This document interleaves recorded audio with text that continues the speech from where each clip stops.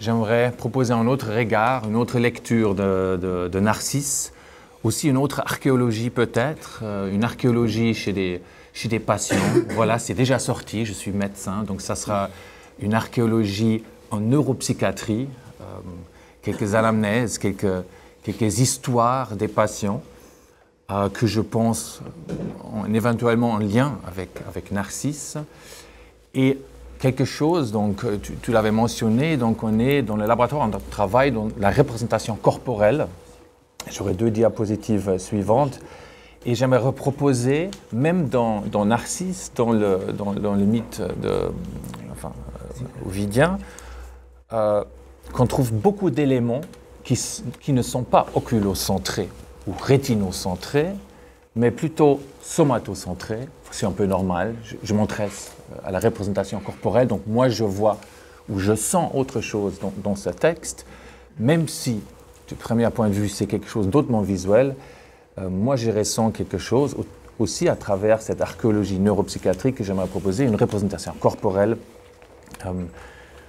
essentielle. Alors, en préparant ces diapositives, je voulais vous mettre le logo du laboratoire. Normalement, c'est quelque chose, on passe même pas une milliseconde, mais là, je me suis dit, dis donc, il y a un miroir dans notre logo, que un ingénieur qui a travaillé avec Isabella, qui est aussi dans la salle, qui a donc installé notre miroir. C'est un système de réalité virtuelle.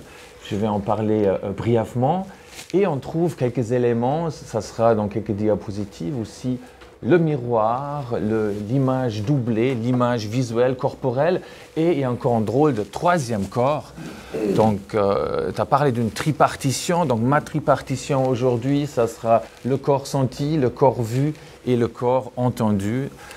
Et puis, la relation, c'était le sous-titre donc, de la représentation somatosensorielle, la relation pour la conscience de soi. Alors, qu'est-ce que je fais normalement dans ma vie? Donc, déjà, il y a une métamorphose du médecin au chercheur en neuroscientifique, mais donc, c'est des images. Donc là, ça entre parfaitement. Donc, c'est juste quelques techniques qu'on utilise. Donc, on a parlé déjà de l'IRM, d'électricité électrique, pour visualiser, pour comprendre les cerveaux. Et on est dans une école polytechnique, beaucoup de machines, des robots, des chaises qui tournent, qui déclenchent des vertiges contrôlés, une ascension parfois, et voilà des systèmes de réalité virtuelle, et je vais parler d'un système robotique tout à l'heure. Donc juste voilà une petite excuse, ça c'est mon domaine de tous les jours actuellement. La connaissance de soi, en thématique qu'on vient de moi, je vais proposer un niveau inférieur dans la terminologie des neurosciences cognitives, la conscience de soi, l'expérience de soi, du sujet de mon expérience maintenant. Et notre expertise, effectivement, c'est intéressant. Si on voulait faire une ligne dans les neurosciences cognitives entre les approches utilisées pour comprendre la connaissance de soi, je la mettrais entre ces deux. La pensée, les représentations mentaux, la mémoire, pour moi en thématique, où dans mon domaine, il y a beaucoup de chercheurs qui essayent de comprendre, ensemble avec aussi la philosophie et beaucoup d'autres domaines, la connaissance de soi et la dissociation, la discrimination, l'autrui et moi. Et puis notre domaine, donc ça vient, voilà, je vous montre ici un Spiegelaffe, je ne sais pas si en traduction de ce mot en français, mais donc il y a depuis donc une reconnaissance de soi, une discrimination self ou soi versus l'autrui, réussie par quelques animaux. Donc ma recherche ou nos recherches, c'est proche par rapport à cette représentation, donc le corps ou la conscience de soi corporelle liée à des mécanismes multisensoriels. Alors, 3 diapositives suivantes, une naïve lecture de Narcisse, en essayant de vous préparer à la présentation après, 3 corps ressentis que nous pensons sont d'une relevance pour la conscience, ou pour comprendre, essayer de comprendre la conscience de soi. Donc Narcisse ici, Narcisse même, le miroir, il est omniprésent. Donc ici, je ne vais pas évoquer des représentations visuelles, mais qu'il s'agit d'un corps multisensoriel. Et on a déjà parlé de la silence, mais ce corps visuel, il est muet. Et ça, on trouve, donc, lorsque je tends, donc, premier élément, donc, un élément clé du miroir, que ce n'est pas un miroir passif. Le sujet va bouger, l'image corporelle va bouger, avec toutes les associations corporelles associées. Donc, la proprioception et le mouvement associés avec une vision. Donc, si je dis multisensoriel, c'est ça des thématiques. Comment ces informations sont-ils intégrées? Lorsque je tends les bras vers toi, spontanément, tu tends les tiens. À mes sourires, tu souris en retour. Souvent même, j'ai vu tes larmes quand j'ai pleuré. Une geste de la tête, tu réponds à mes signes. Donc là, avec des larmes, il y a même une partie touchée. Une troisième, quatrième modalité, dont cette simple description. Donc ici, pour dire, la vision ou l'image corporelle, bien évidemment, il y a beaucoup plus que la vision. Le chercheur en sciences, en neurosciences, la vision, c'est la couleur, c'est le mouvement. Mais ce n'est pas les mouvements de mon propre corps, ce n'est pas la représentation ou le positionnement de mes membres, etc. Mais là, on voit qu'il s'agit d'une image multisensorielle qui est animée par moi. Bien sûr, je vous apprends rien de nouveau, mais juste pour commencer, et on parle souvent, on trouve le terme ombre aussi, qui d'ailleurs, quelque chose, une image corporelle, pas très bien définie, c'est pas très visuel, c'est pas très oculocentré, c'est une masse visuelle en relation avec des corps. Donc également cette notion est là, donc une perspective de deuxième personne qui donne presque des conseils à Narcisse. Et là, dernier élément, le troisième élément de la partie visuelle, l'image visuelle dans Narcisse, que c'est muet, c'est silencieux. Ce double qui est reflété dans l'eau ne parle pas, on voit les mouvements des lèvres, mais il ne parle pas. Donc écho. Donc initialement, j'avais prévu d'aller beaucoup plus en détail, aussi avec mes histoires des quelques patients de Genève, entre Genève et Lausanne, avec des échos de type hallucination, mais finalement, c'est pour une autre conférence peut-être. On est beaucoup moins avancé dans cette direction que dans les schémas corporels, mais là aussi, ce n'est pas seulement, comme c'est explicitement dit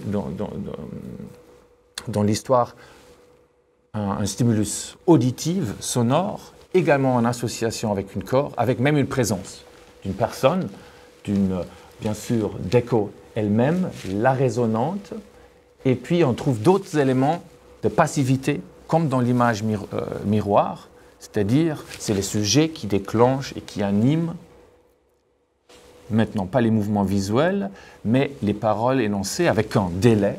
Deuxième élément ici, qui a toujours un délai, c'est les toutes dernières phrases, enfin mots qui sont répétés, donc l'écho.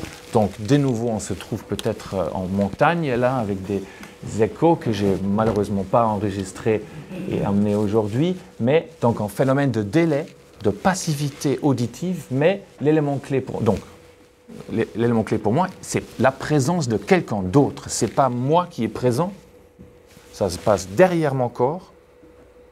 Mettons-moi à la place de Narcisse. Ça se passe derrière moi, et je tourne, et je vois rien, et j'entends rien non plus. Et puis par la suite, bien sûr, dans l'histoire, une perte aussi corporelle d'écho par la suite. Puis c'est jamais elle qui commence, c'est jamais le son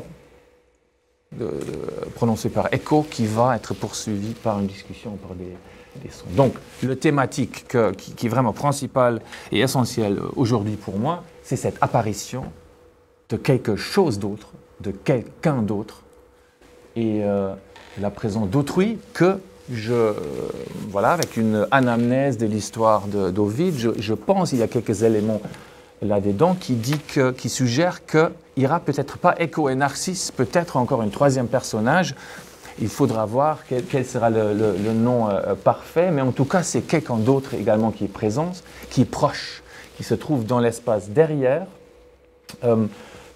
Et c'est en relation avec Écho de nouveau. Donc, le jeune Narcisse, donc, il est séparé de ses compagnons, en isolation. C'est explicite de nouveau. Il y a quelqu'un, il y a une personne, Écho, cette personne-là, mais l'élément clé, et quelques détails là, c'est qu'elle va s'approcher, ou cette personne va s'approcher. Mais là, cette personne, l'autrui, ce n'est pas Écho, mais c'est quelque chose de touché. Narcisse se sent touché au niveau de la nuque par cette personne. Alors, est-ce que c'est Écho? Est-ce que c'est quelqu'un d'autre? On ne sait pas. En tout cas, c'est une autre modalité, la troisième personne dans cette histoire. Et c'est dangereux, c'est ressenti comme agression. Donc là, le tableau de Poussin qu'on trouve aussi dans ton livre. Donc là, j'ai trouvé 3 personnages, cet amour, cet ange, qui sera peut-être un troisième personnage dans cette histoire, et qui semble peut-être Écho. Et ce deuxième personnage, ce n'est pas l'image de Narcisse lui-même, c'est l'image de quelqu'un d'autre. Et la relation entre l'image de quelqu'un d'autre et son propre image, c'est de ça que j'aimerais parler maintenant. Donc, commencer avec 2 types des hallucinations qu'on puisse rencontrer aujourd'hui, chez des patients aveugles, probablement aussi.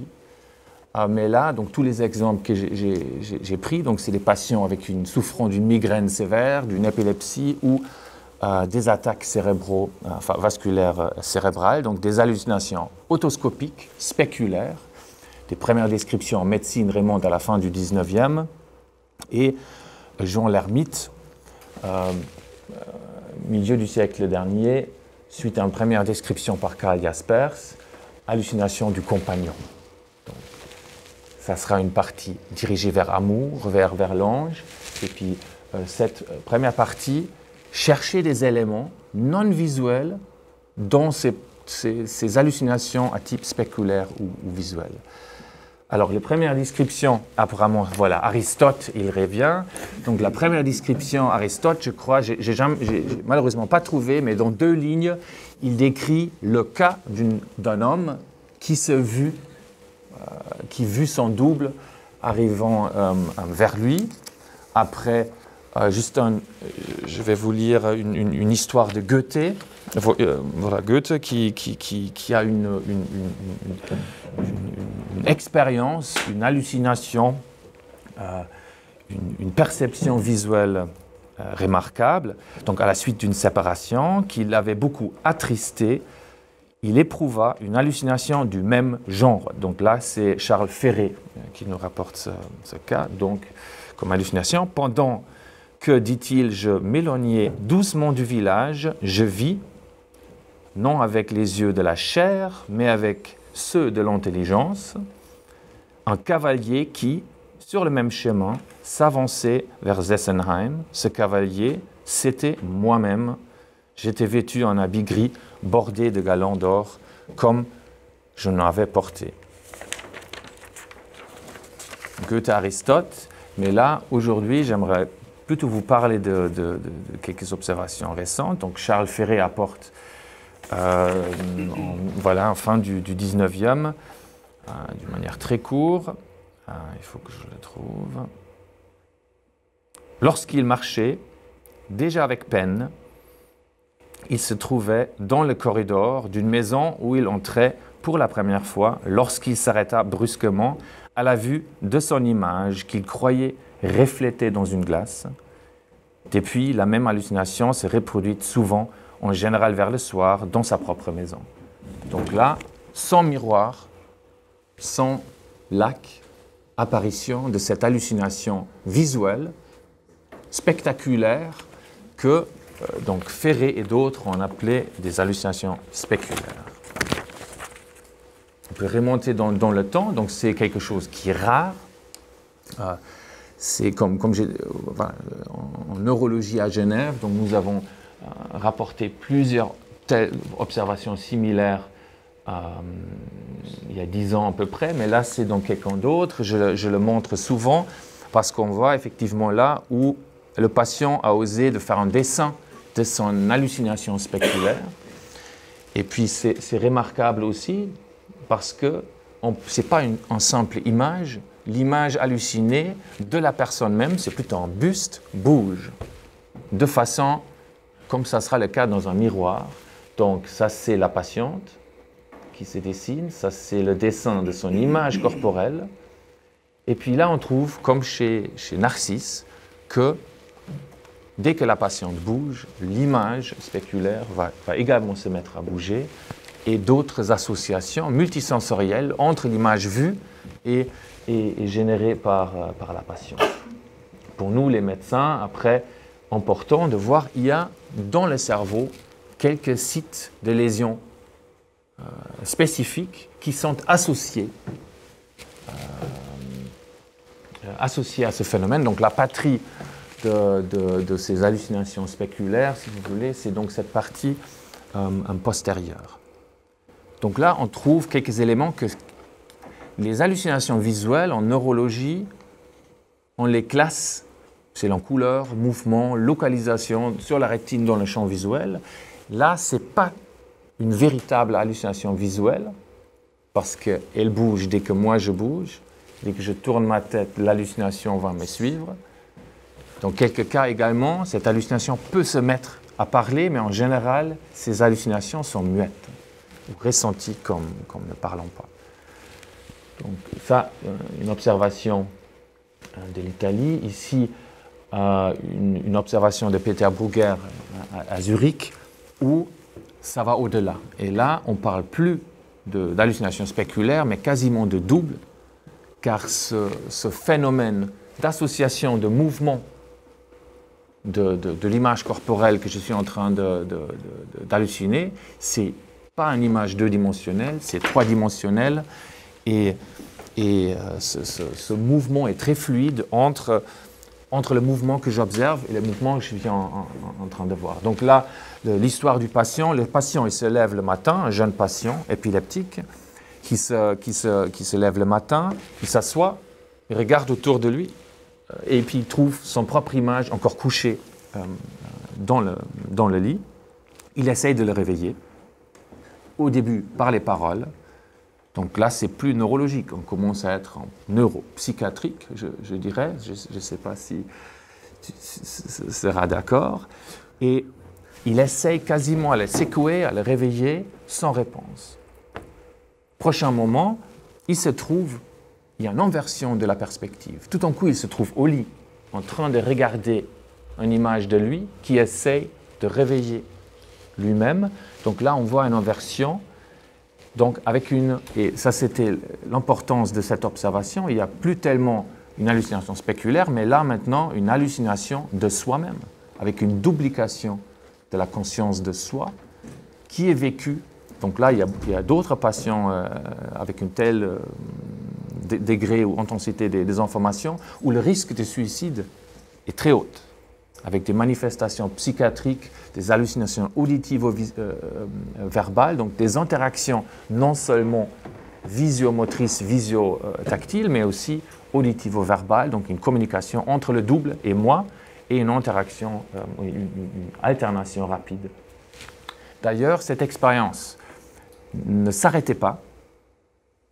Entre parenthèses, cette dame-là, elle souffrait de cette hallucination spéculaire pendant 3 mois, qui n'est normalement pas le cas, c'est plutôt des paroxysmes, mais là, afin d'arrêter cette bilocation et cette doublification de la conscience de soi, le patient pensait que le double doit sauter de son appartement, 3e étage, pour qu'il puisse se réunir. Donc le patient, après, se réveille, a survécu et rapporté cette histoire à l'hôpital cantonal à Zurich.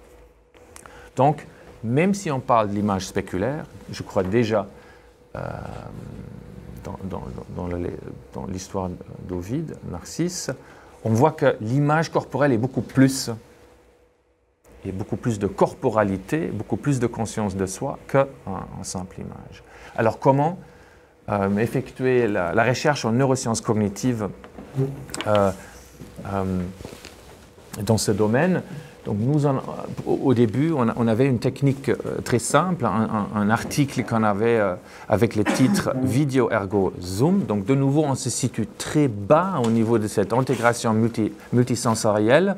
Donc la vision fait partie de cet article dirigé à la compréhension de la conscience de soi. Et on a utilisé aussi la technique ou une technologie de vidéo et réalité virtuelle. Donc dans notre paradigme, je ne vais pas aller trop dans les détails, le sujet expérimental, donc un sujet sain, se trouve ici, debout. Cette personne porte des goggles et l'œil ou les yeux voient ce que voit la caméra 3D qui se trouve à une distance de 2 mètres de distance. Et donc le sujet voit son propre corps, pas le corps visuel, mais voilà, c'est un corps visuel, nous on préfère le terme virtuel, à cette même distance de 2 mètres. Et si on veut, les larmes d'Ovide de Narcisse vis-à-vis de son image, chez nous c'est une stimulation tactile appliquée au dos, parce qu'il fallait que le caméra voit la localisation du toucher ici, enfin que le caméra la voit ici, donc le sujet verra les stimulations tactiles à 2 mètres devant et il va les sentir donc, au niveau de son dos. Donc il y a une distance spatiale de 2 mètres. Et notre but, il y a d'autres illusions de ce type. On a donc testé si on pourrait induire ou tester deux choses. Où est ressenti le toucher? Est-ce qu'il est ressenti ici ou est-ce qu'il sera ressenti ici, avec une dominance visuelle qui est décrite par des psychologues expérimentaux.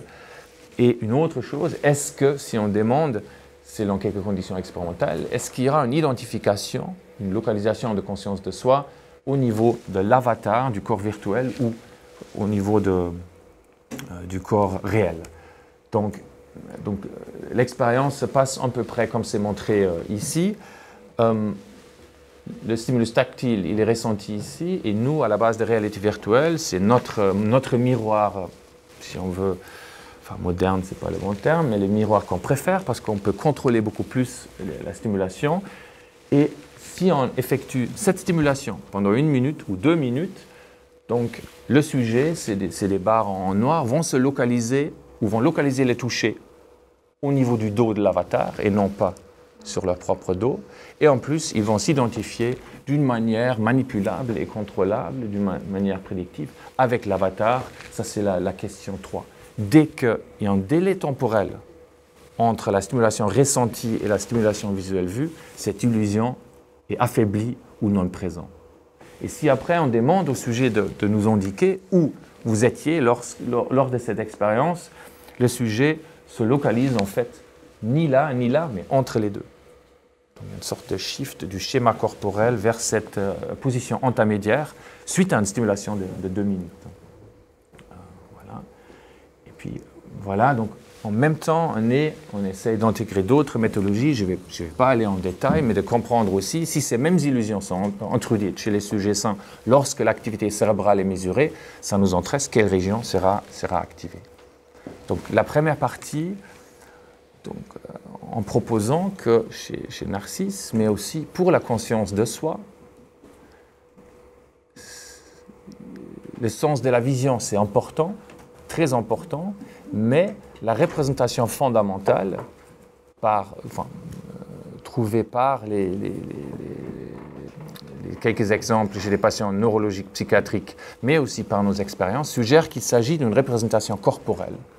La proprioception, le toucher, la vision aussi, mais la représentation clé, elle est accessible par la lésion, mais c'est plutôt quelque chose de ressenti et d'aveugle, en fait, de point de vue cérébral.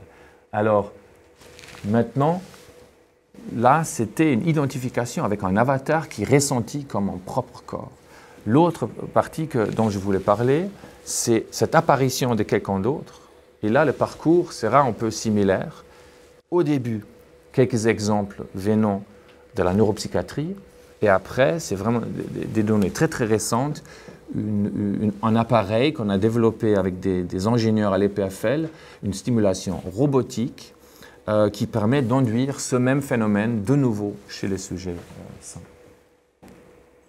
Et là, j'ai simplement mentionné de nouveau, donc c'est quelque chose qu'on avait déjà vu, mais des éléments qu'on trouve également chez quelques exemples des patients que je vais mentionner. Donc, l'élément d'isolation pour sentir la présence de quelqu'un d'autre, ce besoin de se retourner et de vérifier qu'il n'y a personne, souvent un élément de persécution, de peur. Et là, donc, je l'ai déjà mentionné en bas, que cette partie de prendre quelqu'un dans ses bras, que cette présence est active. Plutôt démon que ange, et ça se passe comme écho dans le backspace, dans l'espace derrière le corps. Donc Guy de Maupassant, le Horla, je ne sais pas si vous supportez encore plus de mon français si je vous lire ce bel passage, mais je vais quand même oser. Qui est vraiment très proche par rapport à cette personne derrière, très proche. Donc c'est beaucoup plus proche que l'écho. Donc ces sensations, cette présence ressentie, elle est tout près de toucher, de caresser ou de prendre quelqu'un dans le bras. Donc dans le Horla, il y a beaucoup d'exemples, bien sûr. Voilà, l'auteur il se balade dans un bois et sans raison, tout en coup, il me sembla que j'étais suivi, qu'on marchait sur mes talons, tout près, à me toucher. Et plusieurs exemples de ce type, donc une apparition fugace qui persiste pendant quelques secondes. Également, on trouve ces mêmes phénomènes de nouveau chez les patients et dans notre expérience.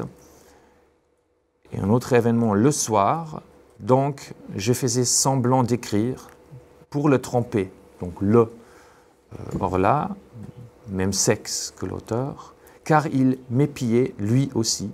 Et soudain, je fus certain qu'il lisait par-dessus mon épaule, qu'il était là, frôlant mon oreille.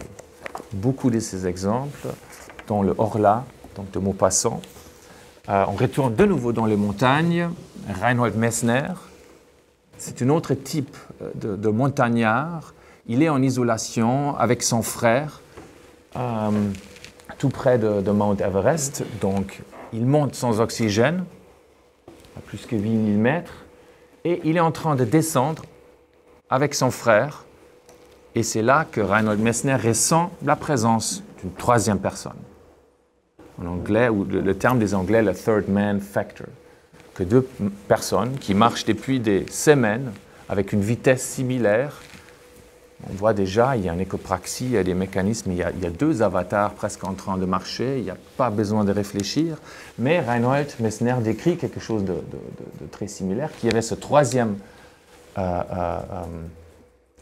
alpiniste extrême qui était en train de descendre avec eux, qui gardait une distance régulière, légèrement latéralisée à droite, souvent un élément qu'on trouve, et juste en dehors du champ visuel. Chaque fois qu'il se tournait, il ne voyait rien. Il voyait son frère, mais il ne voyait pas cette troisième personne. Mais il était sûr, il n'y avait pas de doute. C'était la présence, l'apparition de cette troisième personne, et puis qu'il sentait sa présence sans la voir, sans l'entendre.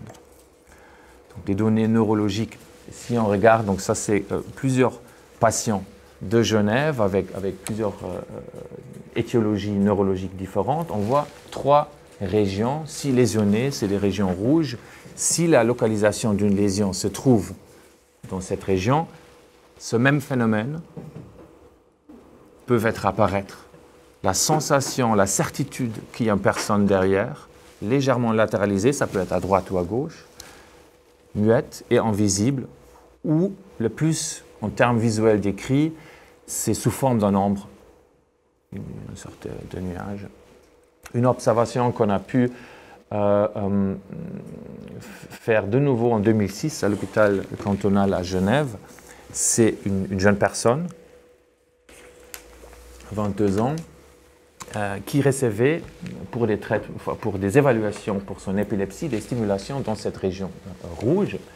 Et dès qu'on mettait un courant de 2 secondes de durée dans cette région rouge, elle sentait la présence d'un ombre, plutôt un homme qu'une femme, derrière elle, exactement dans la même position qu'elle-même, qu'elle décrivait avec jambes, avec bras, avec visage. Dès qu'elle changeait la position, nous, on stimulait la même région, la même sensation est réapparue. Mais maintenant, le double, la présence, cette apparition prenait la même forme ou la même posture, position que notre patiente. Ici, elle était en train de lire, de nouveaux changements de posture. Le double, qui apparaît que pendant 2 secondes, adapte également la posture. Mais là, elle nous dit, l'autrui, cet homme, essaie d'interférer avec sa tâche qu'elle devrait faire, c'est-à-dire de lire quelques phrases. Donc là, on trouve hautement psychiatrique, donc des interactions entre cette entité et le patient. Alors pour terminer cette partie-là, notre système robotique, alors voilà, ça c'est le simple robot maître et esclave, je ne sais pas comment master-slave device disent les roboticiens. Donc les mouvements ici sont transférés avec une délai négligeable à cet autre device à gauche. Et ici, le sujet expérimental, c'est très similaire par rapport à la manipulation antérieure. Le sujet se trouve entre les deux. Et puis donc, il y a des stimulations multisensorielles ici. Le sujet va donc activer ce robot ici. Il va recevoir les stimulations dans son dos. Alors ici, à quoi ça ressemble? Donc une stimulation synchronisée. C'est Giulio, l'ingénieur, qui a construit ce robot. Et notre hypothèse de travail, qui était confirmée, c'est lorsqu'on effectuait cette stimulation, donc entre un stimulus touché et motrice ici, avec un feedback impossible, je ne peux jamais avoir un double touché à la Merleau-Ponty qui se passe normalement entre 2 mains ici, de toucher touchant. Là, vous avez un toucher touchant, mais avec une impossibilité spatiale, corporelle. Et si on teste cette stimulation là-haut, on a l'impression de se toucher soi-même, même si physiquement c'est impossible. La condition intéressante, c'est celle d'en bas où on va dissocier le toucher dans le temps. Et d'une manière assez intéressante, dans la première étude, la moitié des étudiants donc de l'EPFL qu'on aura pris, ils ont soit préféré d'arrêter cette étude à cause de peur et à cause d'une sensation très forte qu'il y a une personne avec eux dans la salle d'expérimentation. Par la suite, on a plus donc systématisé cette approche et on voit en fait ces 2 choses importantes sont ici. Dès que cette stimulation est asynchrone, on a l'impression d'être touché par quelqu'un d'autre. Donc là, dès qu'il y a ce délai, c'est quelqu'un d'autre qui me touche, même si c'est moi qui génère, qui va actionner le robot, il n'y a personne d'autre dans la salle. Et en plus, je ne me sens pas seulement touché, mais il y a également la présence de quelqu'un d'autre qui est en train d'effectuer. Ce n'est pas le robot qui fait, c'est vraiment une autre personne qui le fait. Donc une plateforme qui a mis quelques temps à mettre en évidence, qu'on poursuit actuellement. Donc là, un petit cadre, comment les neurosciences cognitives, les neurosciences cliniques travaillent, non seulement pour avoir un comportement, pour comprendre les bases neurobiologiques. L'importance, pour moi, c'est toujours de déclencher, de manipuler une conscience corporelle qui est nécessaire pour comprendre, en tout cas pour nous, une partie de la conscience de soi. Et puis une résumé que je pourrais mettre après ces 30 minutes, ça sera dès qu'il y a absence de cette intégration multisensorielle que notre cerveau a appris pendant toute notre vie. Dès que ma main va bouger, bien sûr, je la vois bouger en même temps et j'ai des sensations proprioceptives, etc., qui sont colocalisées au même endroit. Si notre cerveau est associé à des stimulations où ces phénomènes sont dissociés dans le temps et dans l'espace, il y a des phénomènes, bien sûr, mieux décrits déjà, il y a beaucoup de temps dans cette histoire, que là, il y a apparition de plusieurs doubles un double visuel, un double corporel ou encore un double auditif dont je n'ai pas parlé aujourd'hui. Donc, assez de données empiriques de ma part. J'aimerais juste à la fin parler des 3 projets autour des autoportraits, en tout cas pour moi, mais que j'ai eu l'occasion de travailler avec 3 artistes ensemble, autour de l'autoportrait et autour des installations qui traitent ou qui essayent de réaliser des expériences intéressantes. Bien sûr, l'autoportrait, une histoire très riche que je vais survoler. Mais, donc, comme je disais, j'aimerais parler d'un travail de Nicole Oettinger, qui était un artiste suisse qui, pendant une année, avait une bourse de passer avec nous à l'EPFL. Également d'Isabella Pasqualini, architecte, qui, pendant 4 ans, qui est aussi dans la salle, avec laquelle nous collaborons depuis 4-5 ans maintenant, et Marc Boulos, voilà, qui va parler aussi de l'écho, je crois, beaucoup plus encore que moi, où également, ça fait 2 ans, je crois qu'on est en train de travailler, aborder, trouver des interactions entre artistes et neuroscientifiques.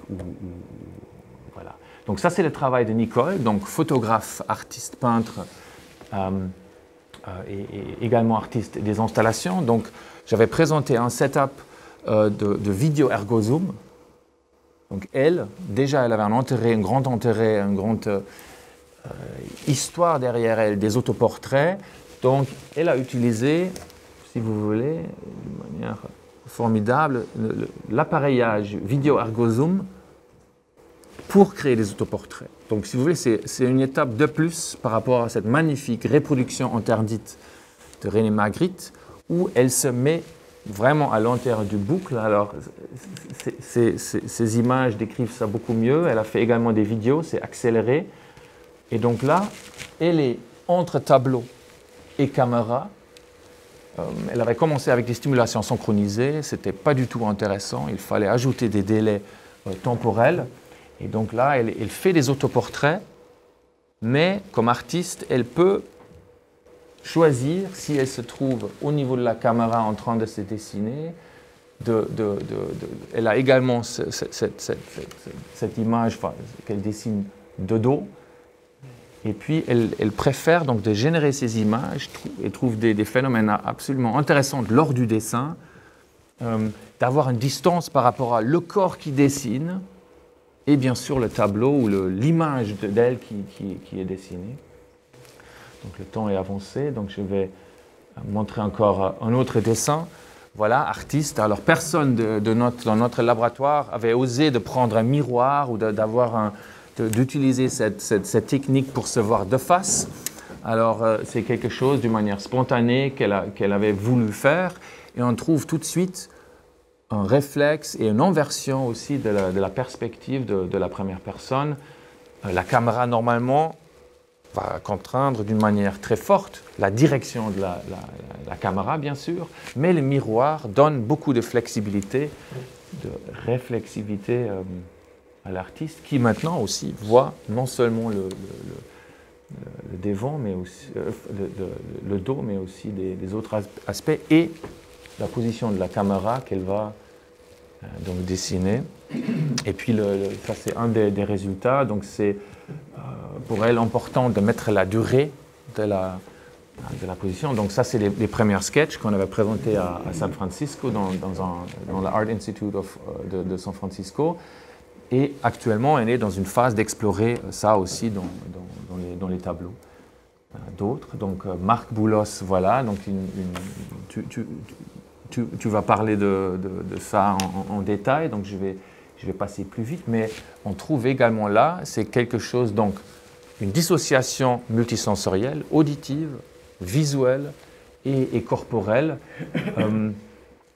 avec une scénographie tout à fait spectaculaire. Donc je passe vite parce qu'il va parler lui-même. Et là, une troisième interaction, donc comme je disais, Isabella Pasqualini, elle est architecte, la corporalité depuis les tout premiers moments de l'architecture, un moment important, l'espace autour du corps. Et puis, lors des travaux qu'on a effectués ensemble, donc là, c'est un travail expérimental de l'architecte qui essaye, ou elle essaye dans ses projets, Isabella, de comprendre la corporalité d'un moi, de cette conscience de soi, comment elle est influencée par les murs ou par les structures architectoniques autour. Donc ici, c'est de nouveau cette setup de vidéo ergozoom, où une fois on a fait une série d'études dans un espace plus vaste, là plutôt dans un corridor, comment nos manipulations vont réagir, comment l'expérience architecturale de l'espace sera altérée. Et ici, avec un projet suisse, avec plusieurs centres en Suisse, où le Self-Encounters, et de nouveau, il faudra plutôt demander à Isabella qu'est-ce qu'il est ressenti là, mais c'est une plateforme qui va voyager en Suisse, mais après aussi à quelques sites internationaux, de se découvrir et de non seulement jouer avec ou manipuler cette représentation corporelle, mais aussi la perspective de se voir à un endroit spécifique. Voilà, donc pas vraiment de synthèse de ma part, mais plutôt 3 exemples des étapes suivantes. Merci.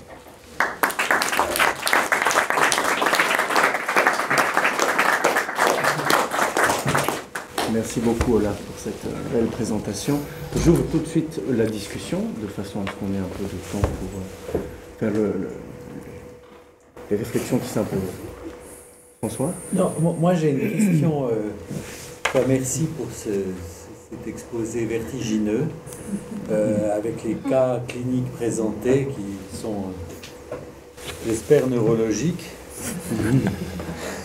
et que notre vie psychique nous protège un peu de telles expériences. Et je me disais, j'ai une question sur le statut de la manière de définir ces phénomènes. Parce que, est-ce que c'est une hallucination? Est-ce que c'est un double? Est-ce que c'est une dissociation? Est-ce que c'est un trouble d'intégration multisensorielle? Je pense que le rapport entre hallucination et double me paraît intéressant. C'est-à-dire, si on prend certains autistes hautement performants ont un double qui n'est pas un double spéculaire, pas un double imaginaire, mais un double dans le réel. Et certains analystes ont décrit ce phénomène de double dans le réel. Un texte, je dirais, comme Donna Williams, qui est un témoignage d'autistes hautement performants, donne cette idée, au fond, que moi j'ai toujours pensé comme un double dans le réel, tout en me demandant qu'est-ce que c'est qu'un double dans le réel par rapport à un double spéculaire, qui est donc tout à fait classique, même de manière romanesque. Et bon, là tu as cité le Horla, il y a un texte que William Wilson de Pau, bien sûr. Aussi cette expérience de double, n'est-ce pas? Parce que finalement, j'ai juste retrouvé sur Internet, tu as donc il se bat dans un duel avec un autre qui est lui, n'est-ce pas? Et ensuite, cette image, son double agonisant, lui dit alors, tu as vaincu et je succombe, mais dorénavant tu es mort aussi, mort au monde, au ciel et à l'espérance. Et moi, en moi tu existais, et vois dans ma mort, vois par cette image qui est la tienne, comment tu t'es radicalement assassiné toi-même. Donc, nouvelle d'Edgar Poe, de William Wilson. Bon, mais je pense qu'on pourrait faire toute une collection de ces figures. Alors, quel est le statut? C'est ça, ça pose aussi la question de ce qu'en psychanalyse, et puis même en psychologie des années du début du XXe siècle, on appelait transitivisme. C'est-à-dire qui est un certain rapport à soi transitif qui est présent dans la psycho.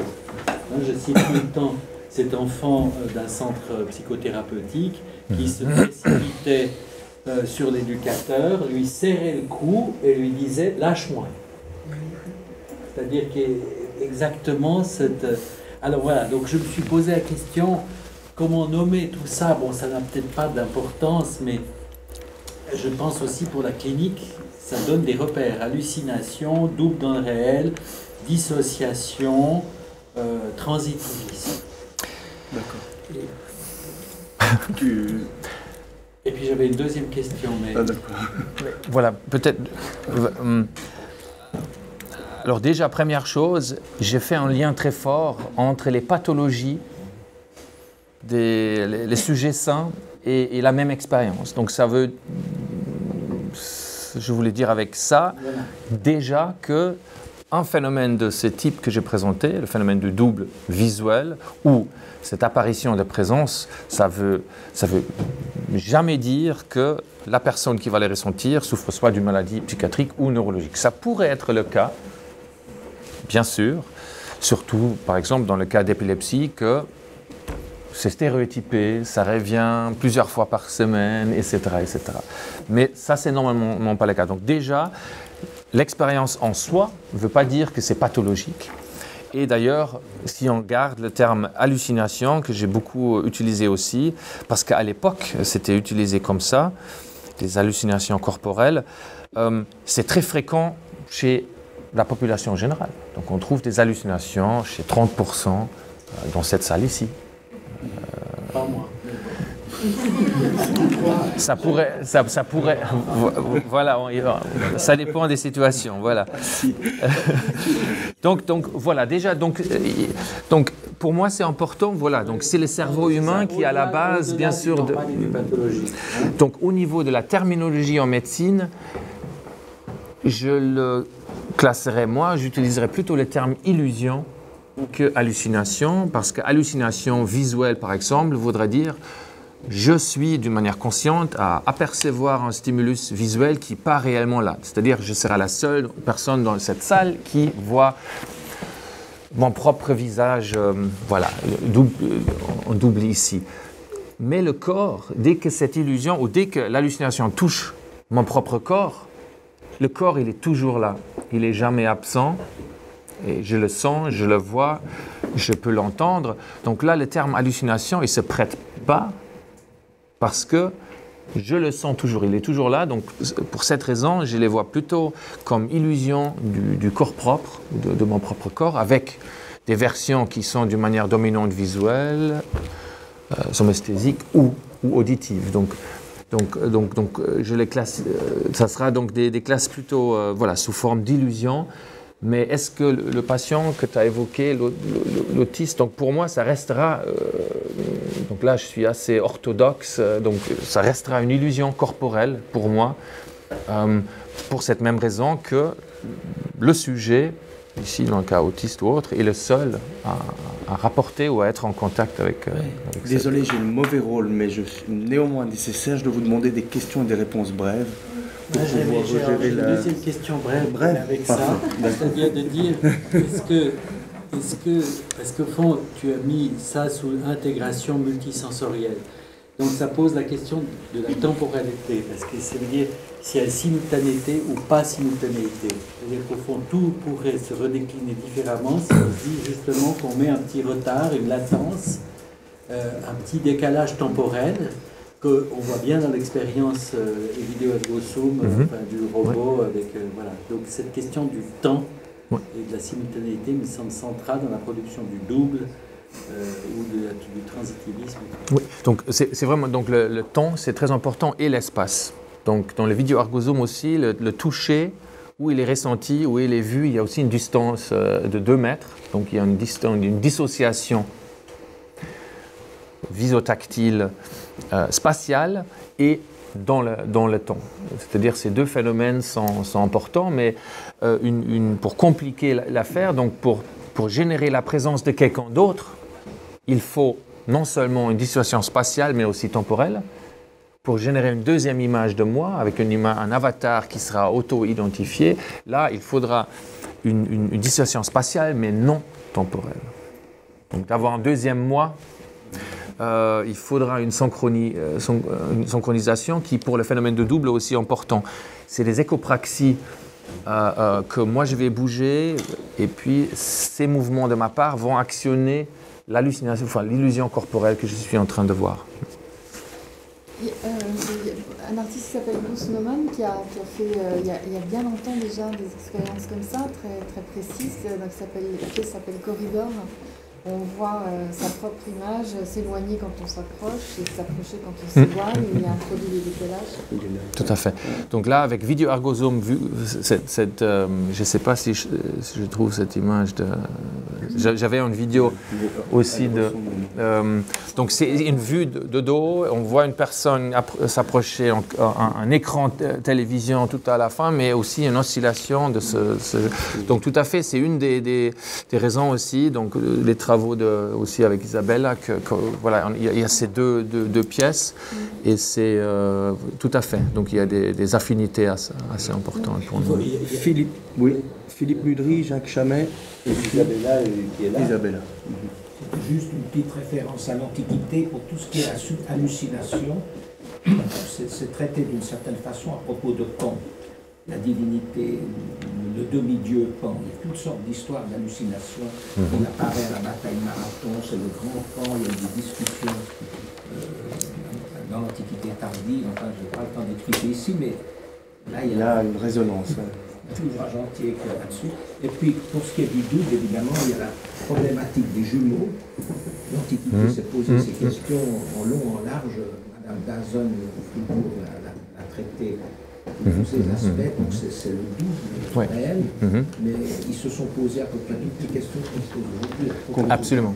Qu'on trouve dans la version de Pausanias sur Narcisse, où Narcisse, dans la version historique, parce que Pausanias invente une histoire encore plus élucubrante en termes d'historien, puisqu'il considère qu'un enfant de 15 ans ne peut pas ne pas se reconnaître, donc il élabore une version qui veut rationalisante, mais à la fin, est-ce que c'est le cas, de Narcisse étant très proche de sa sœur jumelle, décédée, et plein de mélancolie et de nostalgie, il va regarder son reflet au miroir en prononçant une auto-illusion, en s'illusionnant soi-même et voulant voir dans la figure de son reflet l'image de sa sœur jumelle défunte.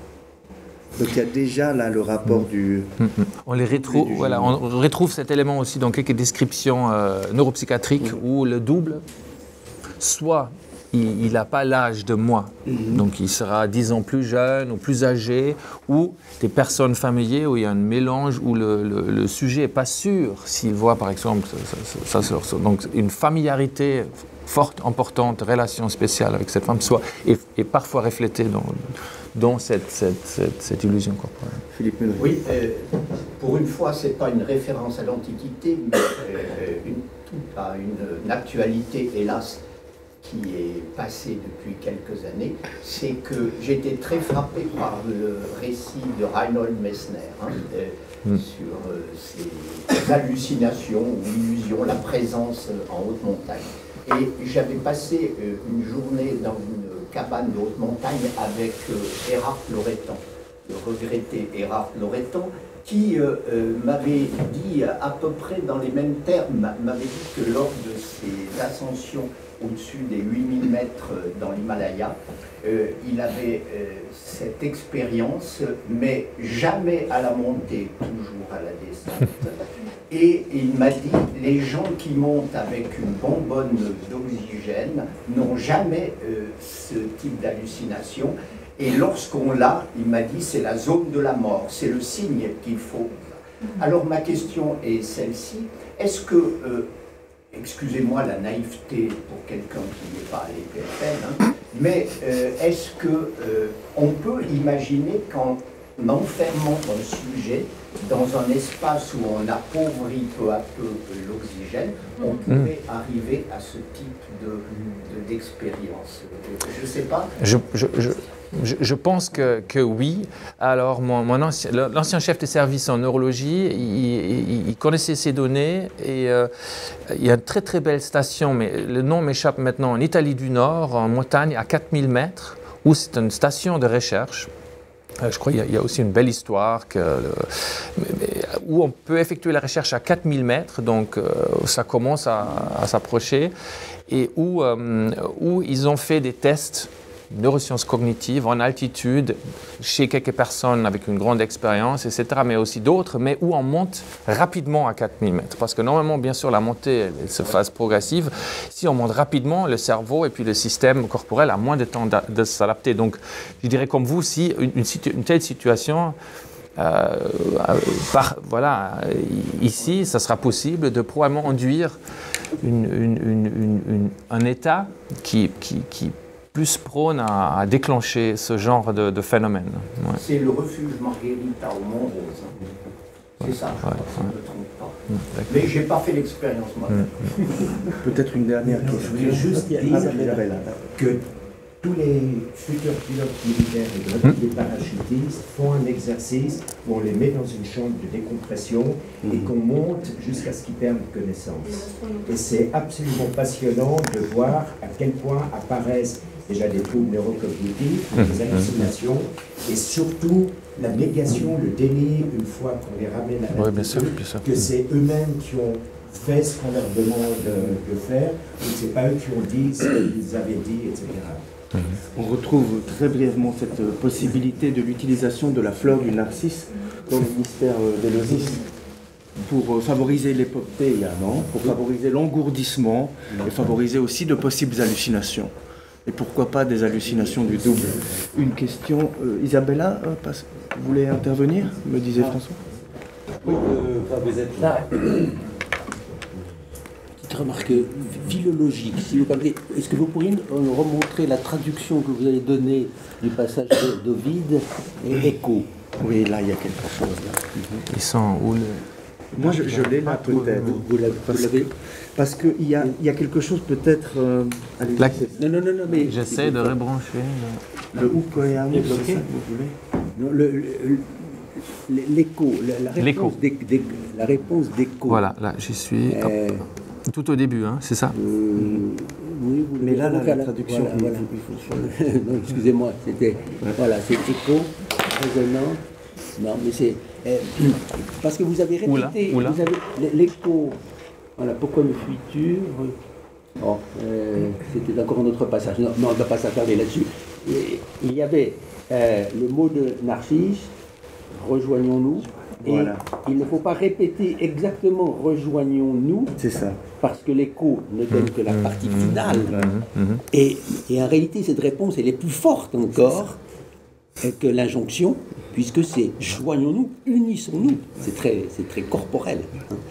Je rebondis ce que vous dites parce que je l'ai là. C'était justement, il y a une plus grande figure d'altérité, déjà un germe d'altérité dans ce discours, puisque ce n'est pas simplement l'écho. En fait, elle rend les propos à peine tronqués de Narcisse et elle les charge d'une nouvelle charge érotique. C'est-à-dire, je l'ai là, par exemple, Narcisse dit « Ouk koeamus », réunissons-nous, et elle répond « koeamus », unissons-nous. Narcisse lui dit « Bas les mains, pas d'étreinte, je mourrai, dit-il, avant que tu n'uses de moi à ton gré », et elle répond « Use de moi à ton gré ». Donc elle réinvestit d'une charge érotique ses propos tronqués, et on a vraiment quelqu'un d'autre. La vision de derrière, un peu, puisque Narcisse, là, il y a ce problème de synchronie, vision de face, là, on a la chose de derrière. Oui. Il y a peut-être un lien qui est très intéressant à cette image du narcisse dans l'architecture, parce qu'entre architectes, on dit que c'est un reflet de la société ou bien le reflet du client donc, dans les formes.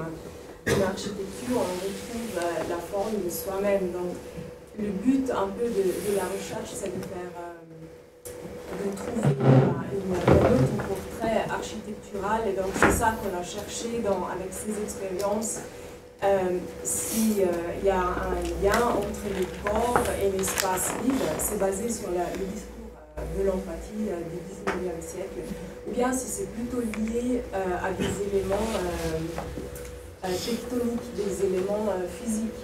Donc, évidemment, c'est lié aux deux. Il y a un échange, ça dépend de la forme, il y a un contexte. Mais ça serait intéressant d'établir un lien entre une forme architecturale et l'image de soi-même. Donc, ici, dans la réalité virtuelle, mais